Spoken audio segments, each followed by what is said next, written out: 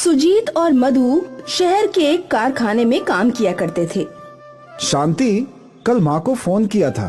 अच्छा, कैसी तबीयत है उनकी? बोल रही थी कि आजकल उनकी तबीयत कुछ खास नहीं रहती। तो आपने क्या कहा? मैंने कहा कि डॉक्टर को दिखा आइए। अच्छा किया, एक बार डॉक्टर देख ले तो तसल्ली मिल जाएगी। वो भी है, पर फिर भी मुझे कुछ ठीक नहीं लग रहा। हाँ जानती हूँ आपको उनकी चिंता हो रही है, पर हम काम छोड़कर जा भी नहीं सकते ना। हाँ वो बात तो है।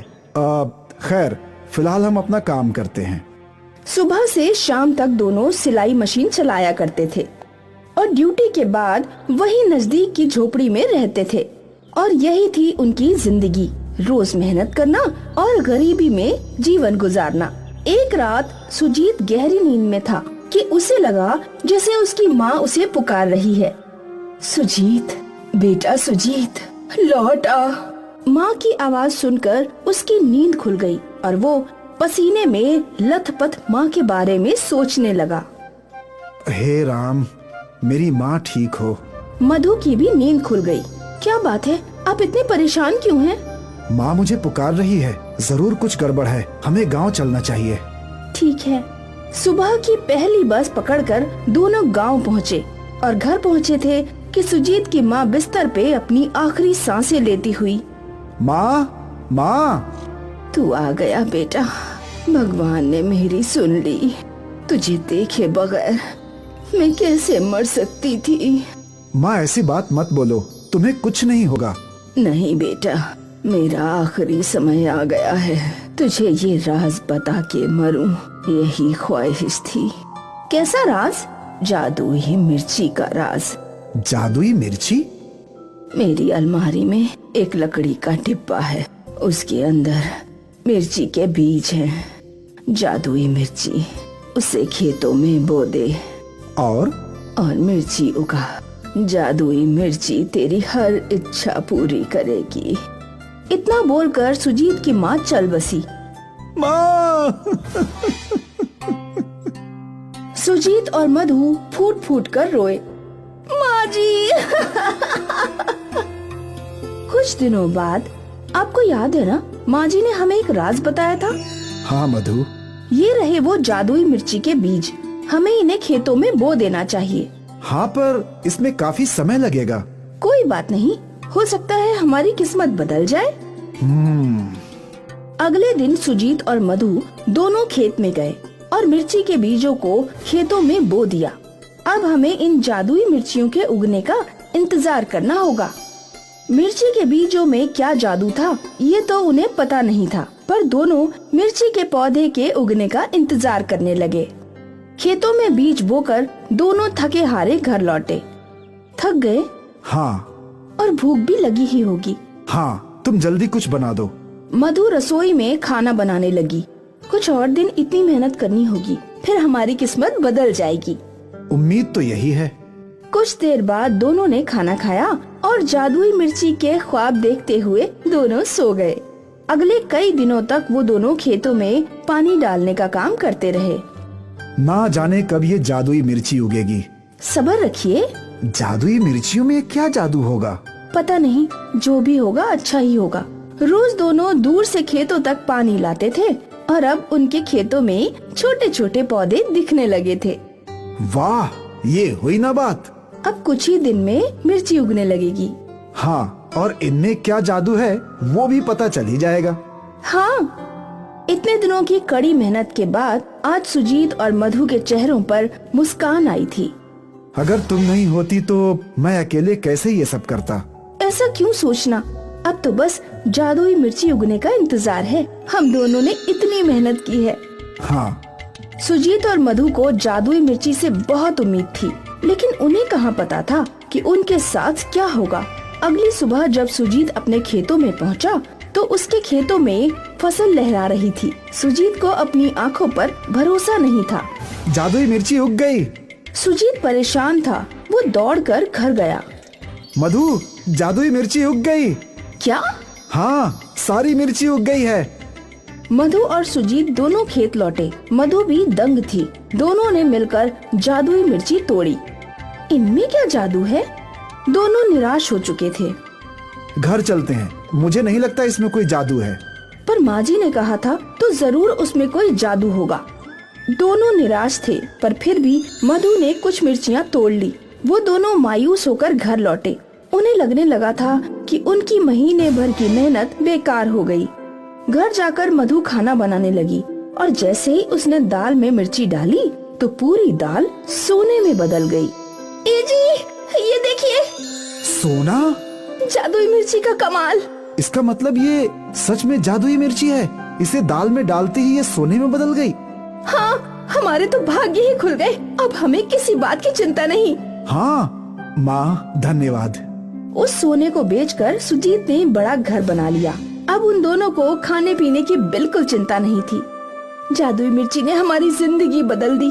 कहाँ हम शहर के बाहर झोपड़ी में सिलाई करते थे और कहाँ हमारा खुद का बंगला है। ये सब मेरी माँ का आशीर्वाद है। हाँ, माँ जी ने हम दोनों का जीवन संवार दिया। जादुई मिर्ची ने सुजीत और मधु का जीवन बदल दिया। वो गरीब से अमीर बन गए।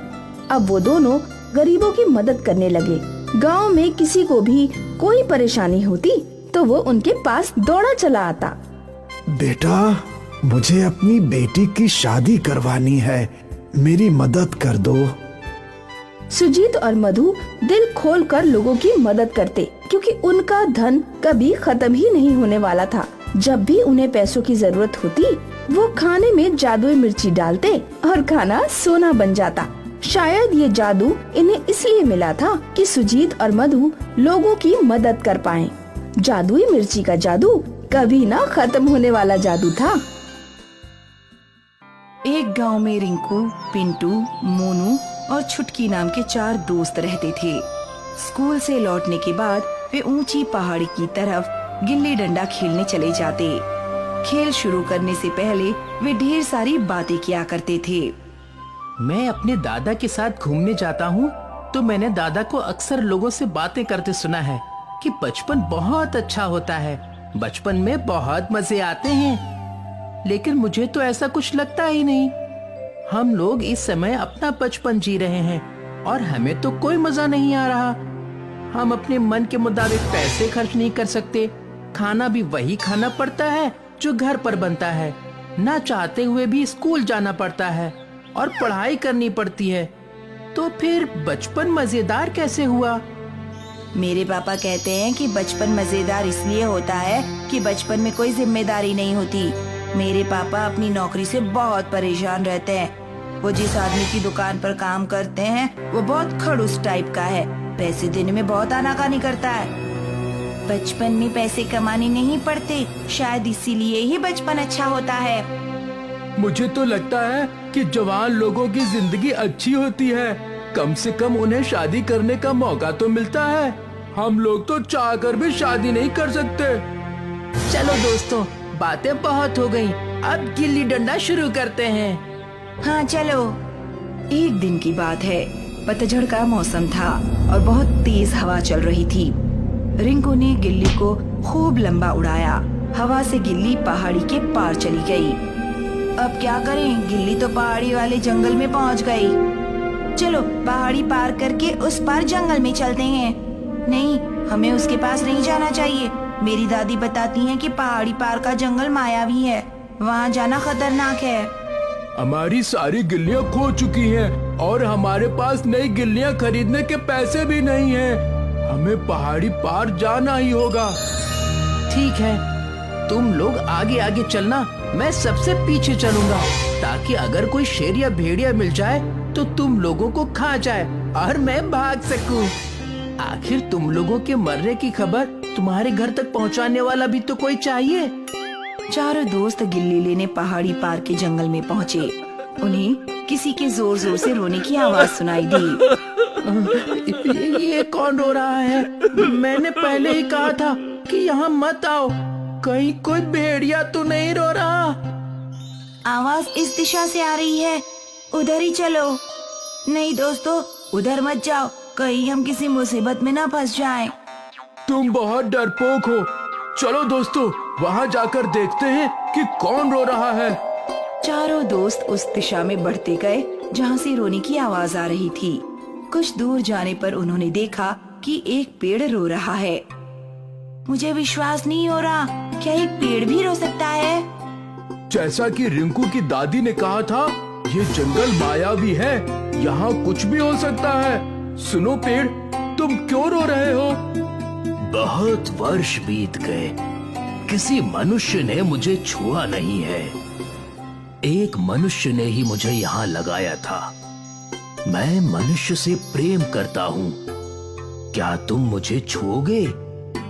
दोस्तों, हम लोग तो अभी बच्चे हैं। बच्चे हैं तो क्या हुआ, मनुष्य तो हैं ही। चलो इस बेचारे पेड़ को छू कर आते हैं, ये तो बस मनुष्यों का प्रेम चाहता है।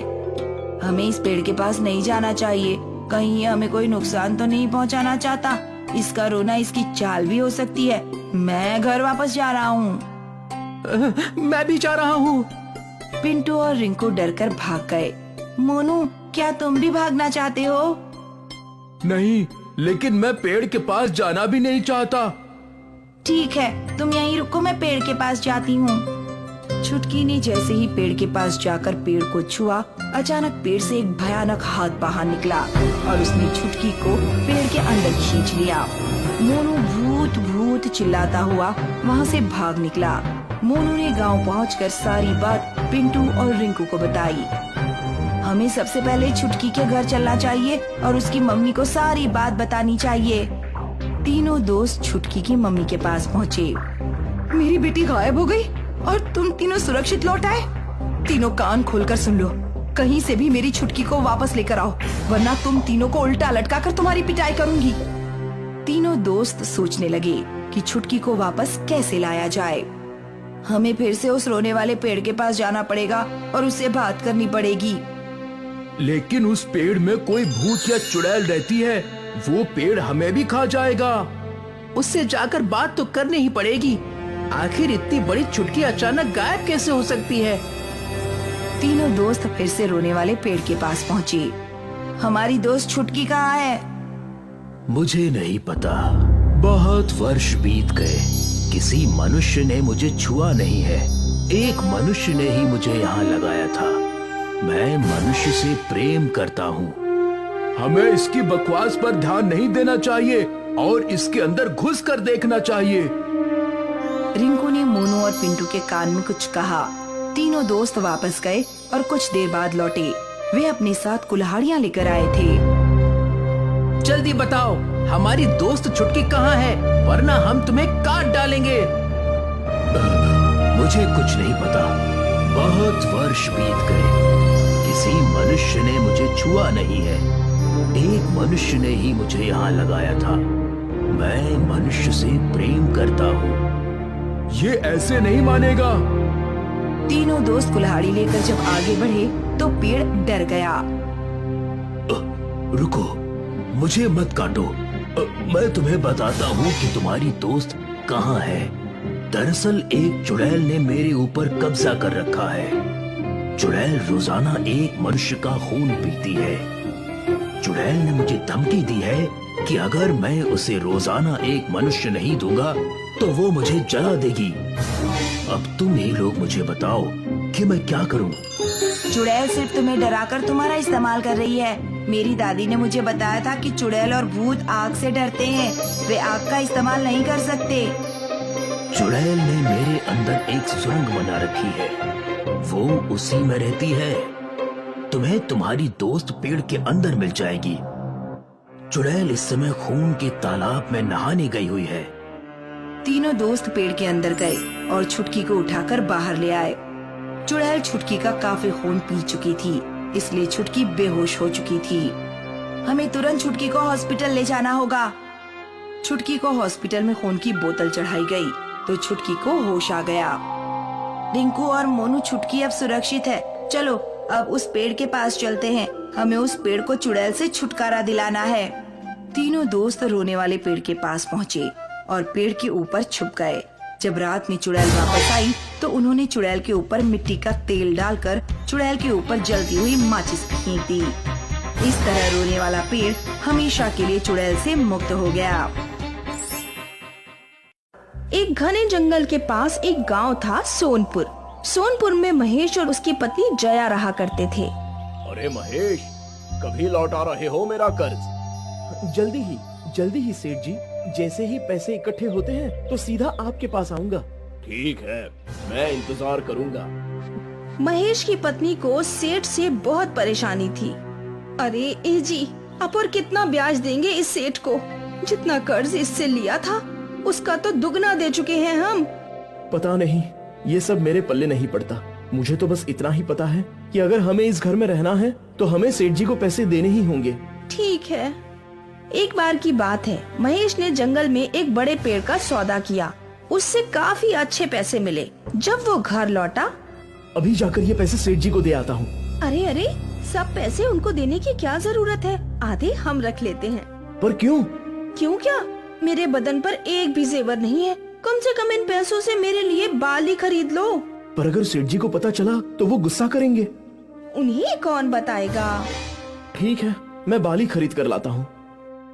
महेश ने एक सोने की बाली खरीद ली और बचे हुए पैसे लेकर वो सेठ के पास गया। अरे वाह वाह, आज तो तेरी कमाई अच्छी हुई है। हाँ सेठ जी। तू ऐसे ही ईमानदारी से पैसे लाके देगा तो जल्द ही तेरा घर तेरा हो जाएगा। और कितने पैसे देने हैं सेठ जी? बस 20,000 और। ठीक है, आशा है जल्दी ही दे दूंगा। महेश यहाँ से अपने घर गया। मेरी बाली लाए क्या? हाँ, ये लो। पर मुझे लगता है मुझे सेठ जी को पैसे दे देने चाहिए थे। वो क्यों? बस 20,000 ही तो बचे हैं। ये बाली नहीं लाता तो 10,000 ही बचते।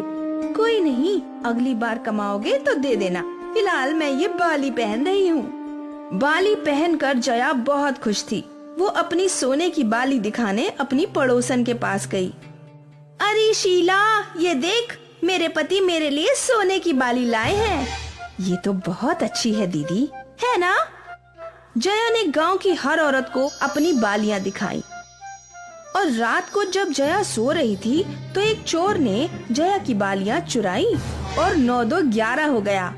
अगली सुबह, हे राम, मेरी बालियां! हे भगवान, मेरी बालियां चोरी हो गई। तूने किसे अपनी बालियां दिखाई थी? किसी को नहीं, बस शीला को, बिमला को, प्रभा को। पूरे गांव भर में तो ढिंडोरा पीट दिया और बोलती है कि किसी को नहीं दिखाई। तुम्हारा तो दिमाग ही घुटने में है। इससे तो अच्छा था कि मैं ये पैसे सेठ जी को दे देता। बेवकूफ औरत।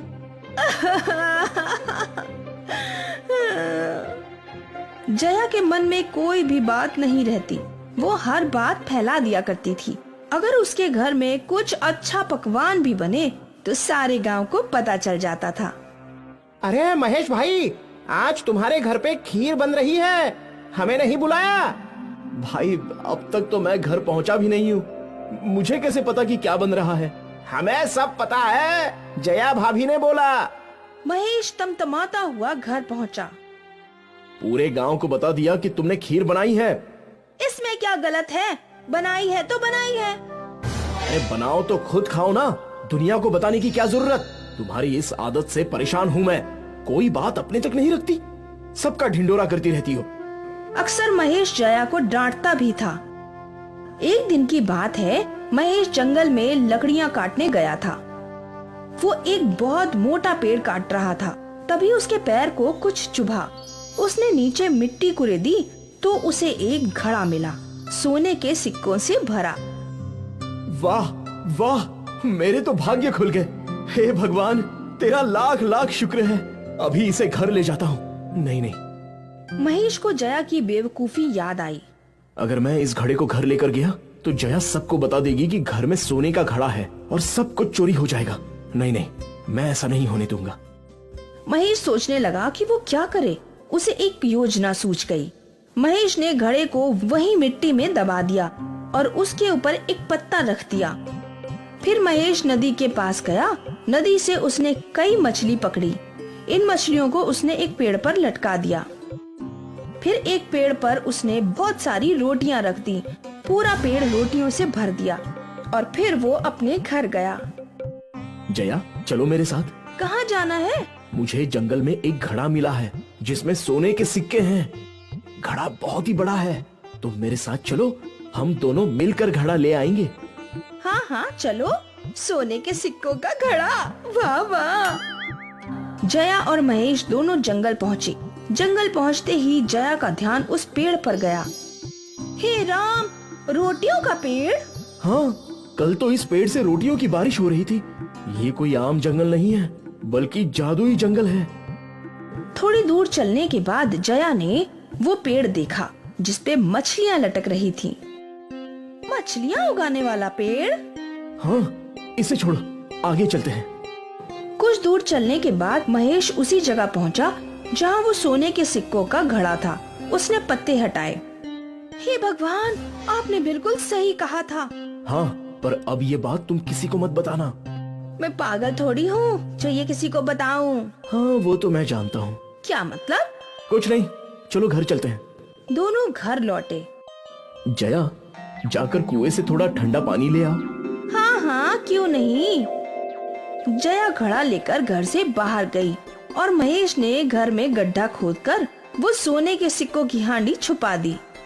यहाँ कुएं पे जया को अपनी सहेली शीला मिली। क्या बात है, आज बहुत खुश हो। अब क्या बताऊं, हमारे तो भाग ही खुल गए। ऐसा क्या हो गया? हमें जंगल में सोने के सिक्कों से भरा घड़ा मिला है। क्या? तू किसी को बताना मत। हाँ हाँ, पर औरतों की बातें कभी रुकी हैं? शीला ने ये बात आग की तरह फैला दी। सेठ जी को भी ये बात पता चल गई और सेठ जी सारे गांव वालों के साथ महेश के घर के बाहर पहुँचे। अरे ओ महेश, ओ महेश, अरे बाहर आ। क्या हुआ सेठ जी? तुझे नहीं पता कि क्या हुआ? तुझे सोने के सिक्कों का घड़ा मिला है जो तू सारे गांव वालों से छुपा रहा है। सोने के सिक्कों का घड़ा? वो भी मुझे? ये आपसे किसने कह दिया? और कौन कहेगा? तेरी पत्नी ही सारे गांव वालों को बोलती फिर रही है। सेठ जी, मेरी पत्नी दिमाग से थोड़ी सी खिसकी हुई है। अगर झूठ लगे तो उसी से पूछिए कि वो कब जंगल गई और क्या क्या हुआ। ठीक है जया, बताओ जंगल में क्या क्या हुआ? हम लोग जंगल पहुँचे। साधारण जंगल नहीं, जादुई जंगल। वहाँ एक पेड़ पर रोटियां लटकी थी, अद्भुत था। फिर हम आगे बढ़े तो दूसरे पेड़ पर मछलियां लटकी थी और जब हम आगे बढ़े तो हमें वहाँ पर सोने के सिक्कों का घड़ा मिला जो हम घर ले आए। सुना सेठ जी, अगर यकीन नहीं होता तो मेरे घर की तलाशी ही ले लीजिए। भोला, जा जरा घर में देख कुछ है क्या। सेठ जी के आदमियों ने घर की तलाशी ली पर उन्हें कहीं भी सिक्कों का घड़ा नहीं मिला। अब तो आपको यकीन हो गया ना? मेरे पास कोई सोना नहीं है सेठ जी। अगर होता तो मैं आपका कर्ज नहीं चुकाता। वो तो है। सेठ जी के साथ सारे गांव वाले चले गए। उनके जाने के बाद महेश के चेहरे पर मुस्कान आई। अब आराम की जिंदगी जीऊंगा। कम से कम अब कोई जया की बातों पर यकीन तो नहीं करेगा और मेरा सोना सुरक्षित रहेगा। अरे सुनिए, ये सब असली में हुआ था ना? तो लोग मेरी बात क्यों नहीं मान रहे?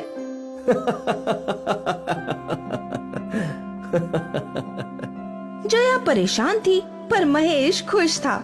उसका सोना सुरक्षित था। ये कहानी है एक घने जंगल की। इस जंगल में कई किस्म के पेड़ और जंगली जानवर रहा करते थे। जंगल के बीच में एक तालाब था और इस भाग में अक्सर जंगली जानवर दिखाई देते थे। फुर्तीले हिरन, तेंदुए, शेर, हाथी। जंगल एकदम खुशहाल था। ये देखिए कैसे नन्हा हिरन पेड़ की जड़ों के साथ खेल रहा है। भले ही उसके लिए ये बस एक खेल है, पर उस पेड़ के लिए ये दर्दनाक है। हिरन के जाते ही वो पेड़ जोर जोर से रोने लगी।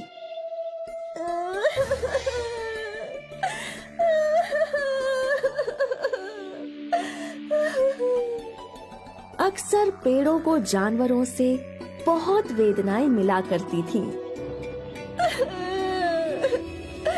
उस हिरन के बच्चे ने मेरी जड़ें खुरेद दी। बहन, ये देखो मेरा हाल। पक्षियों ने मुझे कितना गंदा कर दिया है। यहीं बैठते हैं और यहीं पर गंदगी भी करते हैं। हाँ, ये जानवर और पक्षी बहुत गंदे प्राणी होते हैं। मेरा बस चले तो इन्हें मेरी छाया में बैठने ही ना दूं। क्यों ना हम कुछ ऐसा करें जिससे जानवर और पक्षी हम पर बैठे ही नहीं। इन सभी पेड़ों की बातें बूढ़ा बरगद का पेड़ सुन रहा था। मुझे नहीं लगता कि ये सही होगा। हमारा जीवन और पशु पक्षियों का जीवन जुड़ा हुआ है। हम उन्हें अपनी छाया से वंचित नहीं कर सकते हैं। बरगद भाई, आप हम सब में बड़े हैं, पर आप बूढ़े हैं और आपके विचार भी बूढ़े हो चुके हैं। ये पशु पक्षी रोज हमें नुकसान करते हैं और हम चुपचाप सहते रहते हैं। ये कहाँ का न्याय हुआ? ये तो गलत बात है। हमें जानवरों और पशु पक्षियों को सबक सिखाना ही होगा, और इसके लिए मेरे पास एक उपाय है। साल के पेड़ ने अपनी योजना सभी पेड़ों को सुनाई। सबके चेहरों पर मुस्कान आ गई, सिवाय बरगद के पेड़ के। बरगद का पेड़ सहमत नहीं था। मुझे ये सब सही नहीं लग रहा। हमें ये नहीं करना चाहिए। भैया, आप तो रहने ही दीजिए। आपको तो हर चीज में बुराई दिखती है। पर इससे सब कुछ उथल पुथल हो जाएगा। ये गलत है। हम ये करके ही रहेंगे। आपको ये नहीं करना है तो आप ना कीजिए, पर हमारे रास्ते में रोड़ा भी मत बनिए। समझ गए आप? सारे पेड़ों ने बरगद के पेड़ की बात नहीं सुनी और वो अपने फैसले पर डटे रहे। कुछ देर बाद एक तेंदुआ साल के पेड़ के साए में बैठ गया। साल का पेड़ इस ताक में था और फिर अचानक साल का पेड़ जोर जोर से हिलने लगा। उसके पत्ते गिरने लगे और एक टहनी टूटकर तेंदुए के सिर पर गिरी और वो डर के मारे भाग गया। देखा मेरा कमाल? मजा आ गया। ये तो बहुत बढ़िया था। अब से हम ऐसा ही करेंगे। क्या इससे पक्षी भी भागेंगे? जब इतना बड़ा तेंदुआ डर से कांप सकता है, तो पक्षी तो बहुत छोटी चीज है मेरे भाई। हाँ, बिल्कुल सही। कुछ देर बाद संतरे के पेड़ पर कुछ पक्षी आकर बैठे। साल भैया, मुझे देखो। संतरे के पेड़ ने भी वही किया। वो जोर जोर से हिलने लगी। उसने अपनी टहनियां हिलाई और सारे पक्षी फुर से उड़ गए। वाह वाह, ये तो बहुत बढ़िया है। देखो सब कैसे भाग गए। बहुत अच्छे। ये सब गलत है। ऐसा मत करो। हम तो ऐसा ही करेंगे। आपको पशु पक्षियों को सहारा देना है तो आप दीजिए। एक बार फिर पेड़ों ने बरगद के पेड़ की बात नहीं सुनी। अगली बारी आम के पेड़ की थी। आम के पेड़ पर बंदर आया। आम ने अपनी टहनी से बंदर की पिटाई की। बेचारा बंदर डर के मारे भाग गया। आज पहली बार मुझे खुशी मिल रही है। ये बंदर मेरे आम पकने से पहले ही तोड़कर खाने लगते थे। आज इसे सबक सिखाकर मजा आ गया। तो तय रहा, आज से हम किसी भी पशु पक्षी को हमारी छाया में बैठने नहीं देंगे और ना ही उन्हें हमें नुकसान पहुंचाने देंगे। बिल्कुल सही। लेकिन अगर तुम लोग पशु पक्षियों को सहारा नहीं दोगे तो वो कहाँ जाएंगे? वो कहीं भी जाएं, उससे हमें क्या? हमें बस इतना पता है कि पशु पक्षी हमें नुकसान पहुंचाते हैं, बस। बरगद के पेड़ ने एक और कोशिश की। इस बार भी उसकी बात किसी ने नहीं सुनी। उस दिन से वो तीनों पेड़ पशु और पक्षियों को डराकर भगाने लगे। धीरे धीरे पशु पक्षी वहाँ कम आने लगे। अब वहाँ बिल्कुल शांति थी। कितना अच्छा लगता है ना? यहाँ बस हम हैं और कोई नहीं। कोई भी हमें परेशान नहीं कर सकता। इसी को तो खुशहाल जीवन कहते हैं। नहीं, ये खुशहाल नहीं है, ये वीराना है। पशु पक्षी और हमें सृष्टि ने एक साथ जोड़ा है, क्योंकि हमारा जीवन जुड़ा हुआ है। तुमने ये सब करके बड़ी परेशानी को न्योता दिया है। कौन सी परेशानी बड़े भाई साहब?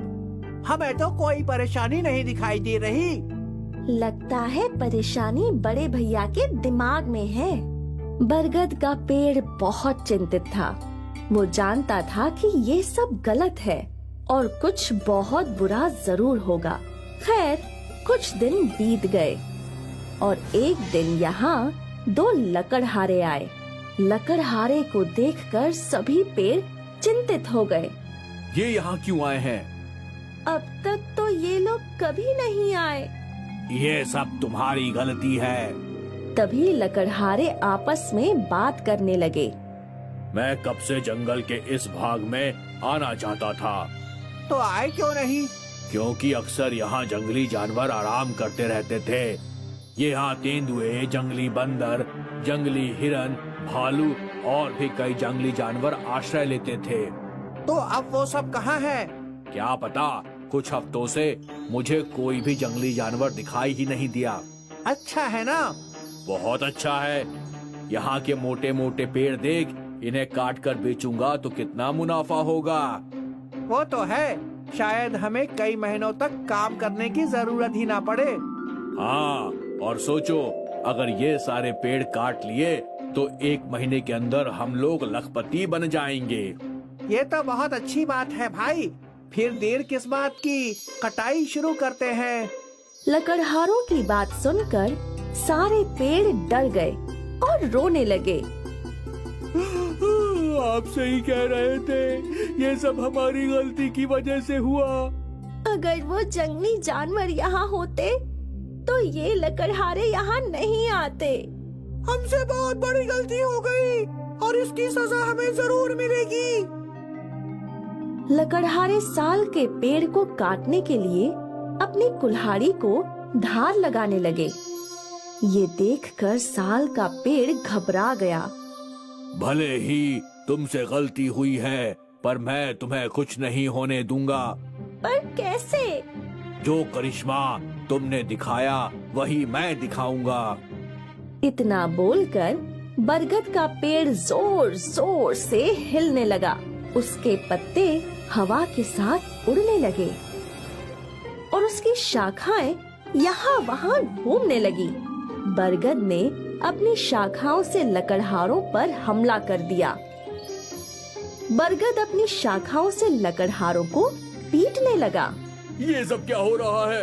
हे भगवान! लगता है इस पेड़ में कोई भूत है। बचाओ, अपनी जान बचाओ। भूत भूत भूत! अरे भूत भूत भूत!